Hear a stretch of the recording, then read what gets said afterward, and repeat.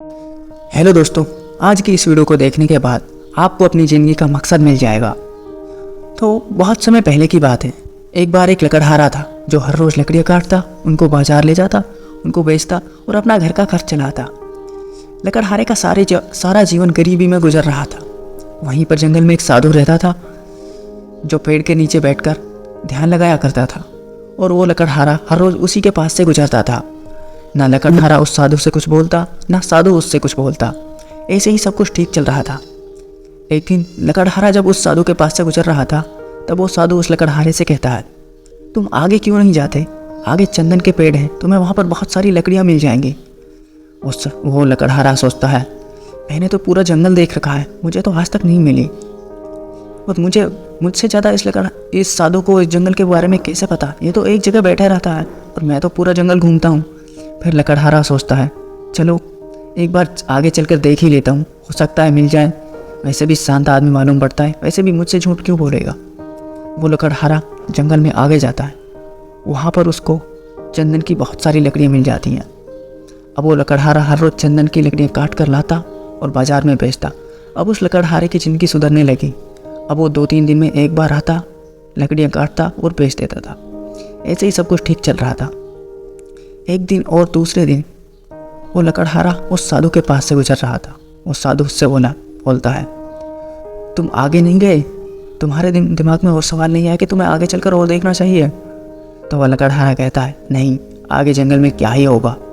फिर वो साधु उससे कहता है, तुम आगे जाओ, आगे चांदी की खदानें हैं, वहाँ पर तुम्हें बहुत सारी चांदी मिल जाएगी। अब उस लकड़हारे को उस साधु पर यकीन हो गया था, क्योंकि उसने चंदन की लकड़ियाँ भी बताई थी। तो वो जंगल में आगे चला जाता है और वो जाकर देखता है, तो वहाँ पर जंगल में सच में चांदी की खदानें थी। अब लकड़हारे की ज़िंदगी पूरी तरह से सुधर गई थी। अब वो रोज़ चांदी लाता, बाजार में बेचता और अपना घर का खर्च चलाता। अब 15-20 दिन में एक ही बार वो जंगल आता, कभी कभार महीना के करीब वो सब कुछ ठीक चल रहा था।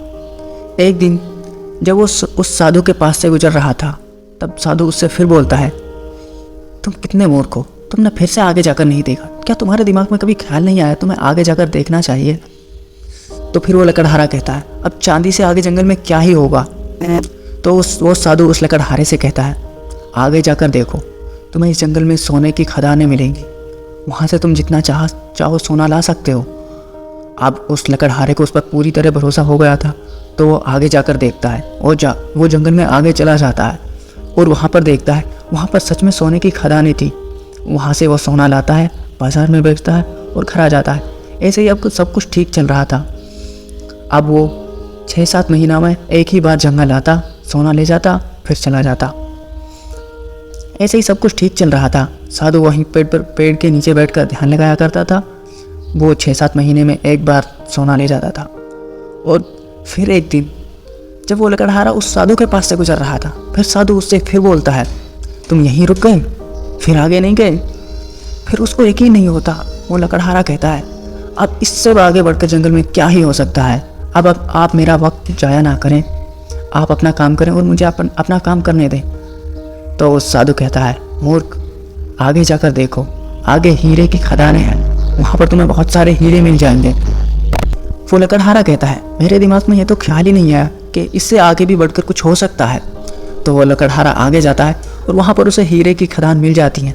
वहाँ से वह हीरा लेता है और घर जाता है। अब वो 4-5 साल में एक बार आता, हीरे ले जाता। अब सब कुछ ठीक चल रहा था। अब वो काफ़ी अमीर हो गया था। उसने बड़े बड़े कोठी बंगले बना लिए थे। उसके पास किसी भी चीज़ की कोई भी कमी नहीं थी। वो बहुत ज़्यादा अमीर हो चुका था। अब ऐसे ही सब कुछ ठीक चल रहा था। एक दिन वो लकड़हारा फिर दोबारा हीरा लेने के लिए जंगल जाता है और उस साधु के पास से गुजरता है। साधु वहीं पर अपना ध्यान लगा रहा था। उस साधु उसे टोकते हुए फिर बोलता है, तुम हमेशा मूर्ख ही रहोगे क्या? हर बार मुझे ही बताना पड़ेगा क्या तुम्हें? तुम खुद से नहीं सोच सकते क्या? इससे भी आगे कुछ हो सकता है। अब उस लकड़हारे को अपनी अमीरी का घमंड आ चुका था। वो उससे कहता है, इससे आगे भला क्या ही होगा? आप अपना काम करें और मुझे अपना काम करने दें, आप मुझे ना टोके। वो साधु मुस्कुराता है और कहता है, उससे आगे मैं हूँ।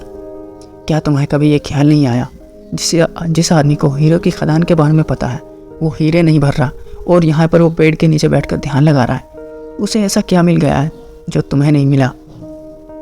वो लकड़हारा उसके पैर पड़ जाता है और उससे क्षमा मांगता है और उसे और कहता है, मैं भी कितना मूर्ख हूँ, मैंने ये कभी सोचा ही नहीं।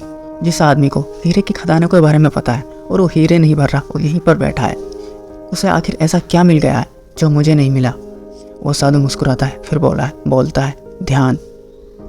फिर लकड़हारा कहता है, मुझे तो ध्यान लगाना आता ही नहीं। फिर साधु उससे कहता है, कुछ मत करो, यहीं पर शांत होकर बैठ जाओ और मन में जो भी विचार आए उनको दबाओ मत, उनको आने दो, उन विचारों को समझने की कोशिश करो।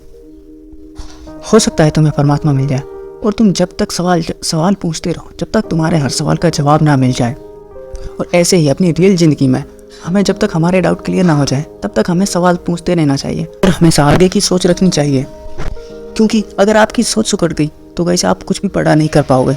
आप अपनी सोच को हमेशा बड़ा रखो।